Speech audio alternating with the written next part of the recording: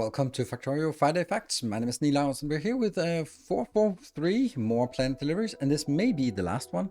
I don't know, at least the last one before 2.1 comes out, so that was a little bit surprising to me. I mean, they said that it would be the end of the month, but yeah, I'm surprised. So again, we're gonna go through the Friday Factorio Facts. You can watch it, or you can read it if you want and go through all the details. I'm gonna be taking it at a little bit high level and mainly analyze it from the impact to how we play the game. You can play it however you want, but there are some things that are like niche thing that will change a little bit, some things that will not change anything at all, and some things that will have major changes to specific gameplay variations. And that's what I'm going to be covering mainly in this walkthrough or this analysis. So I'll also be, of course, starting a new series of Factorio, the last series I would expect for 2.1 and on Twitch and on YouTube. So stay tuned for that. It's probably going to be the last time we start a new series of Factorio. That's at least my expectation, since there's not really much going on after this. And I think that's also the main point about this Factorio fact, that this is what's coming for 2.1. So aside from what it says, I think it's also at least as important to see all the stuff that isn't mentioned, because the stuff that isn't mentioned here or in the previous two isn't going to be changed. And I think I'll be covering that a little bit at the end, so that what the overall expectation from my side is about what will change in a 2.1 versus a 2.0 playthrough. So let's have a look.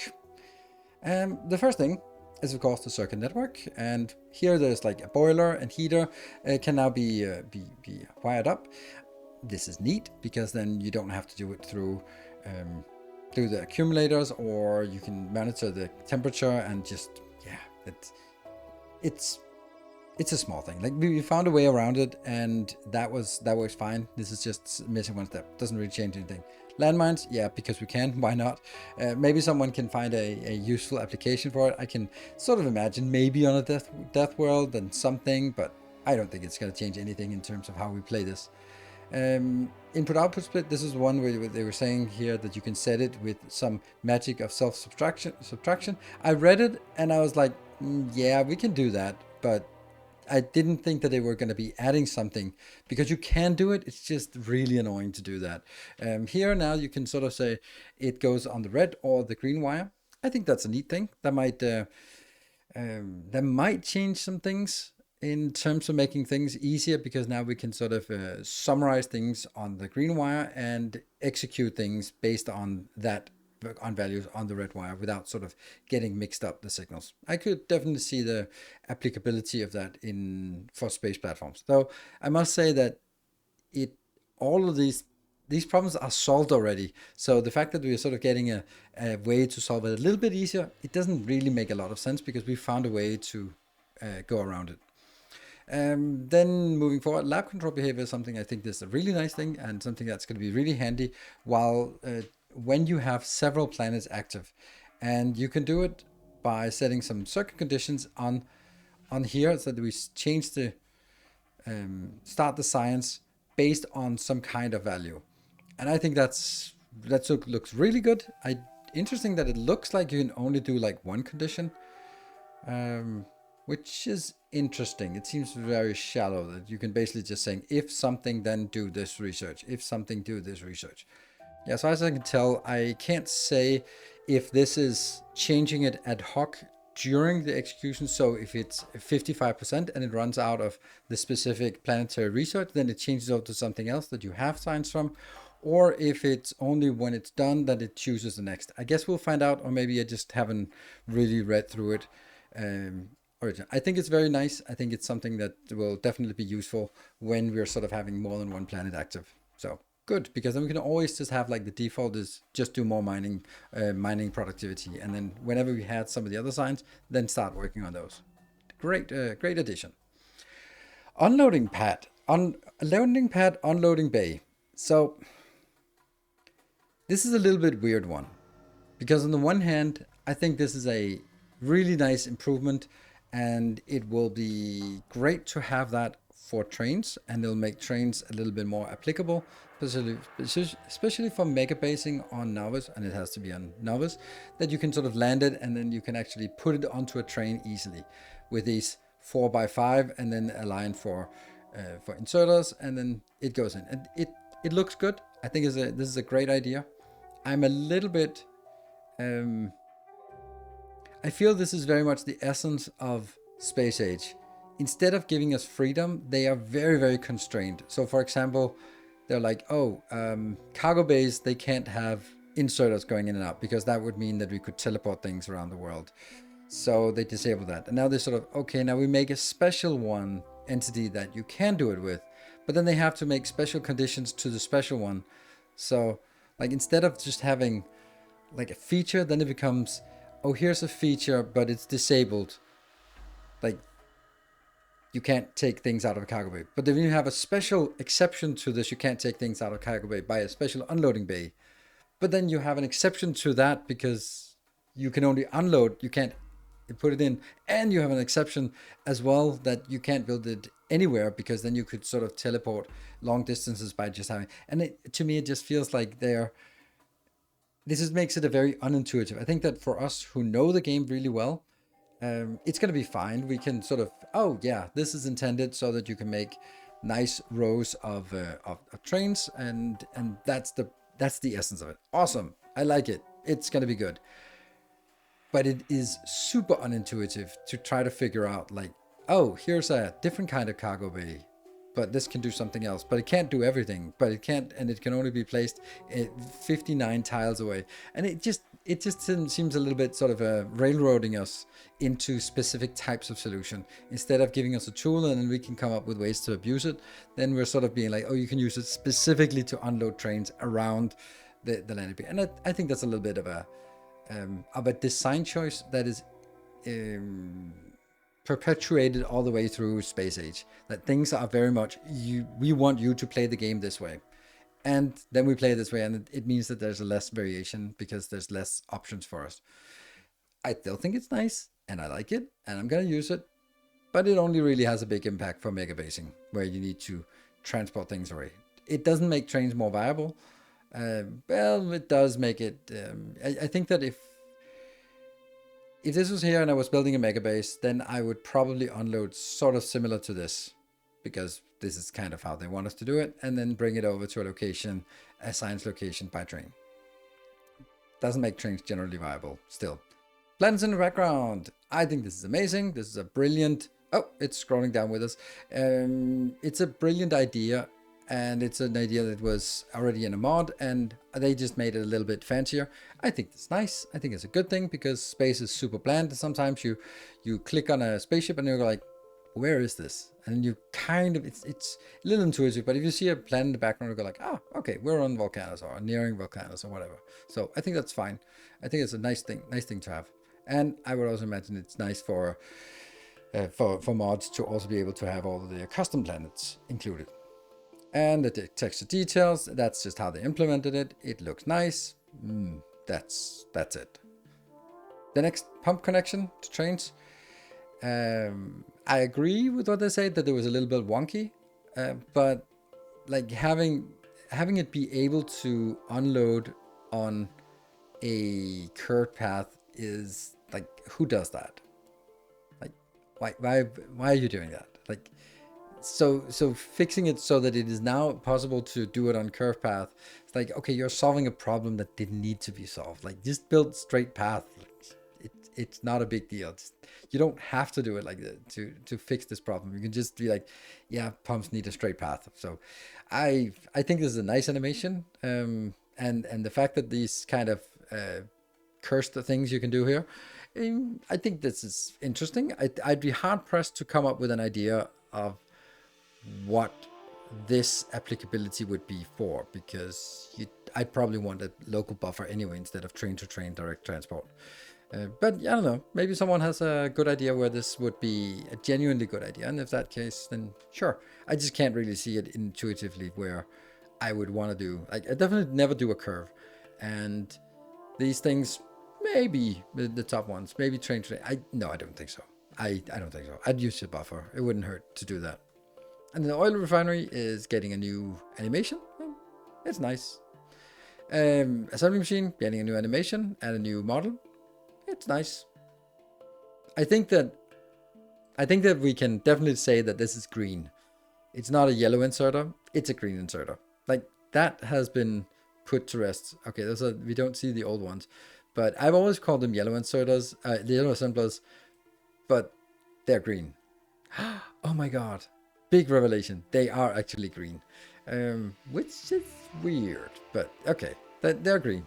So that's the biggest thing that has been settled now. And then there's a little animation here that's supposed to make you not scroll all the way to the bottom, but we do. And here we see the new one. Oh, it still looks a little bit yellow. It doesn't look as green as it looked at the top. I could still call it yellow, I think. I don't know. And then it says, oh, I hope you will enjoy playing 2.1 next week. So let's talk about what that means first. First of all, we don't know what next week means. It could be Monday, it could be Sunday. I checked back on the release date of Space Age, and that was on a Monday. So it could already be tomorrow. On the other hand, it could also be Friday, but I don't think it'll reach on Friday. I think it'll honestly be, my guess is Tuesday, but that's Satisfactory, usually released on Tuesday, and maybe they will, yeah, I don't know. Monday, Tuesday is my expectation. I'll keep playing Satisfactory until Factorio comes out, and then we'll switch on over. So that's it. However, let's talk a little bit about all the stuff that isn't there. Obviously, I'm excited to play it. I think that the most interesting thing is now taking a look at what is not here. Like, what are the things that have not been changed?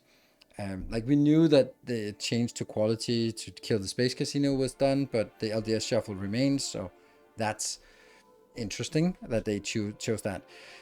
One of the key things that I am most disappointed that it isn't changed is quality seeds on Gleba. Like, why are they so utterly useless? Like, they don't have any value, and they're annoying to use, and they don't give anything better. Like, if quality seeds could give quality output or better yields or something, it would be really nice. But maybe that's a mechanical thing that is really complicated to keep track of what the seed turns into and all that stuff. But I think it's a shame that quality doesn't do anything for seeds on Gleba, and it would be a really good way to make the seed farming scalable, because it's really not scalable. It's really weird that this is such a flat thing. There's mining productivity, but the fruits are just not having the same kind of productivity gain. And quality would be like a logical way of sort of, hey, if you use a quality seed, it gets a better plant, and the better plant will have more yields, and that will be a way to scale, for example, without using more space. And also the quality farming plants thing, they don't do anything either, and I think that's a missed opportunity. They don't even have a bigger platform, so yeah. But I think that's a big shame, because Gleba is miserable, and it could be slightly less miserable. And I think that that's one of the things that we can just kind of look at all of these changes for 2.1 is that, has there been any changes to Volcanus? Not really. Has there been changes to Fulgora? No. To Gleba? No. Aquilo? No. So the way we use each of the planets is going to be the same, which I think is a shame, because Volcanus is so dominant that anything, it basically is anything you can build on Volcanus, you should build on Volcanus, because it's better. And that means that it takes a lot of stuff away from the other planet's unique identity. Like, you only want to do the stuff that you can only do on Gleba, because it's miserable. And also Fulgora, there's a huge opportunity to generate things, but it's a big hassle of managing all the junk items as well. So it just becomes like, okay, I can get a lot of blue circuits, but if I then use all the blue circuits, then I still have to trash 98% of the rest to generate more blue circuits, and that's a big hassle. So it ends up being like, let me just build it on Volcanus. And I think that's a shame, because it means that, again, we're not going to use the other planets very much. We'll go to Fulgora and we'll set up some things. In the beginning, there'll be a nice way to get some circuits for free, but very quickly it'll be overpowered by Volcanus efficiency. Aquilo is also like lacking for any purpose. You just go there and do the absolute minimum and unlock the tech, do the tech science, and then you leave. And maybe it's fine because it's the last planet, it's the most complicated, that it shouldn't be like a mega base there. But I was just hoping that there would be some numbers tweaks that would make that would make someone like me go, ooh, maybe we should start making quality iron on Gleba, because with this and this and this, now we're actually able to, this could be an alternative to make quality iron and maybe even quality copper as alternative to just grinding it out on volcanoes. Similarly, Fulgora is also a way to upcycle things, but since we can't control the percentages, then it just means that everything gets upcycled at the same rate, and you don't necessarily need them at the same rate. So that's a little bit of a thing. It probably will be iron production. Legendary iron will come from Fulgora, I could imagine, because we have so many gears that those could be an opportunity to just upcycle those. And I guess that might be a thing. But I do think that it's a little bit of a shame that there's no tweaking of numbers. It doesn't have to be like overhauls of whole mechanics, but tweaking of numbers between the planets to make them more viable. So that's the one thing that I think is missing the most in 2.1, considering this will be the last time we get to see any meaningful changes to Factorio. And that just means that it's going to be Novice, bare minimum, Volcanos, everything, Fulgora bare minimum, Gleba bare minimum, Aquilo bare minimum, mega basing on Volcanos. And I think that's bad tuning. Then it is like this, and nothing has really changed that. Maybe a little bit more in space that we can look at. So it's going to be exciting to play through it. I'll be playing through it. I will be using a lot of the master classes, and I will be adapting the master class blueprints because they probably will need some changes based on what we have here, the new changes here. Yeah, so I think that's interesting. Also, biters are not changing neither on any of the planets, so enemies are not changing in any way. So I don't know. I wouldn't say I'm disappointed because they didn't promise a lot for the 2.1, but there were certainly some things that I would have loved to see changing sort of the play, the style of play that is dominant. Yeah, so let's see what happens. Maybe some of these small things turn out to be bigger things as we dive in, and that'll be interesting. So follow me on Twitch TV/Nilaus or here on YouTube. There'll be some coverage of Factorio on both my Twitch and YouTube, and of course, blueprints and save games are available to patrons over on patreon.com/Nilaus. So check that out if you want to support the channel and get access to designs. Thank you for watching. I'll see you guys in 2.1. Until then, take care and stay effective.